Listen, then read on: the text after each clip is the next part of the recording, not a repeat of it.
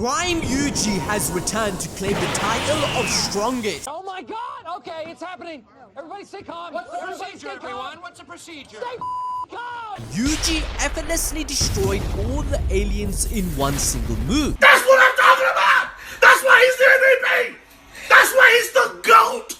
The GOAT! How strong Prime Yuji should be in Modulo. I am sickened, but curious. First, his blood manipulation is already doing things that surpass Choso. Choso needed Iso's technique just to fire 3 homing blood shots, slower and weaker than piercing blood. But here, Yuji's launching countless homing shots with a tennis ball of blood, each one controlled to target non-lethal points. It's one of the cleanest Jujutsu control feats we've ever seen, proving that he's mastered its power. Yuji basically reminded us why the Kamo clan once stood alongside the Zenin and Gojo clans as the big 3. And if his blood manipulation is already on that level, his shrine usage must be on Sukuna's tier. Now stack that on top of his actual kit, it's basically a wrap for anyone challenging him. Yuji is blessed by the spark of black, meaning he can activate Black Flash almost at will, restoring curse technique output, generating positive energy for RCT, and pushing his potential to 120%. Second, Kusakabe confirmed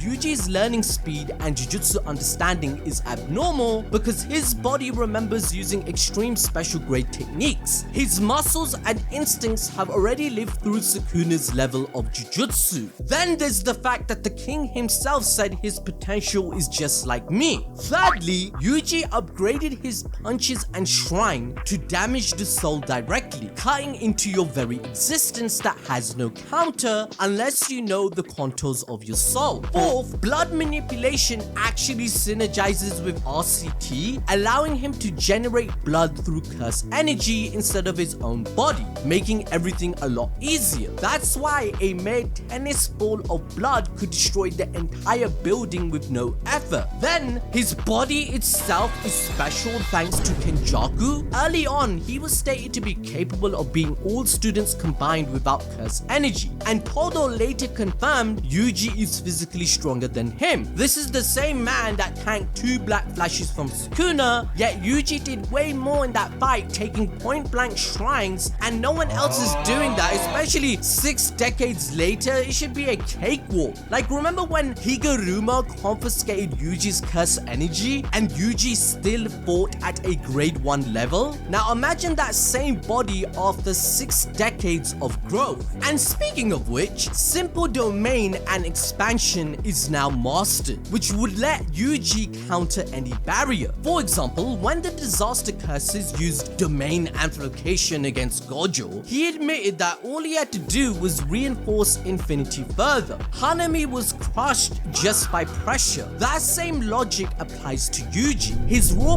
power would overwhelm anyone that isn't on his level. Dabura would be the only person left worthy of a challenge. The proof of this is in chapter 206, where Yuki states that Kenjaku's barrier shredded her simple domain instantly, and Kenjaku's output, it doesn't even come close to Sukuna. Now compare that to the king activating domain expansion equal to the one he used against Gojo. Their sure hit effects cancelled out. But even then, Yuji tanks Malevolent Shrine for 60 seconds, and unlike Yuki, his simple domain doesn't immediately get shredded. So now in his prime in Modulo, no one can beat Yuji in a domain expansion battle anymore because his output is equal to Sukuna. Like, even Gojo's output overtook Jogo's domain instantly, and it won the short hit battle, which gave that disaster curse bloody PTSD. Therefore, Dabura needs to lock in and activate his own domain expansion to create a matchup with Prime Yuji if they end up fighting. There's one man that has broken all records, beating Gojo and Nanami's, and he's remembered as a legend. That record still stands for 68 years.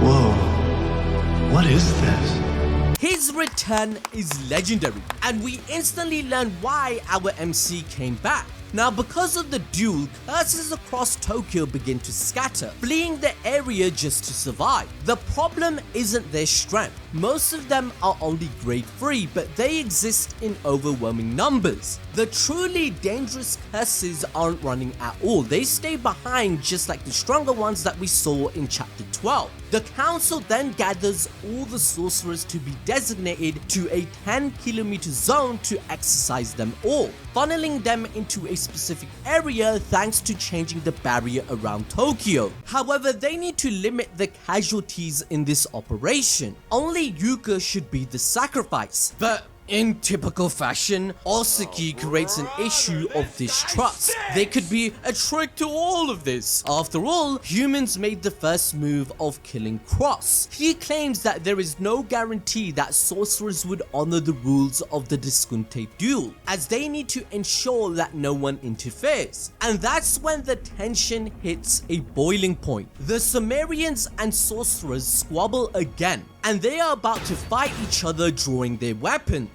But little do they know who's waiting outside the building. Yuji can hear everything, and he bloody does a JoJo reference saying yada yada does it, and that he knew this would happen. The council have been looking for Yuji this entire time and had no luck. But this time, Mino spots him and is shocked to see him activating piercing blood. He's so powerful now and has so much control over the technique that it splits into countless strands. Yuji detects all the curse energy users in the building and sends them out like homing missiles to disarm every single person, with them having no time to react. Yuji is not massacring them because he doesn't want a war, and Nobara told us in chapter 13 that Yuji said he wouldn't be going to any more funerals. Hana was the last one that broke him. Yuji remained in his prime for decades, fully aware that he would outlive everyone around him, forced to bury his loved ones again and again so he cannot fulfill his dying wish that his grandpa gave him. Now whilst time stood still for him, responsibility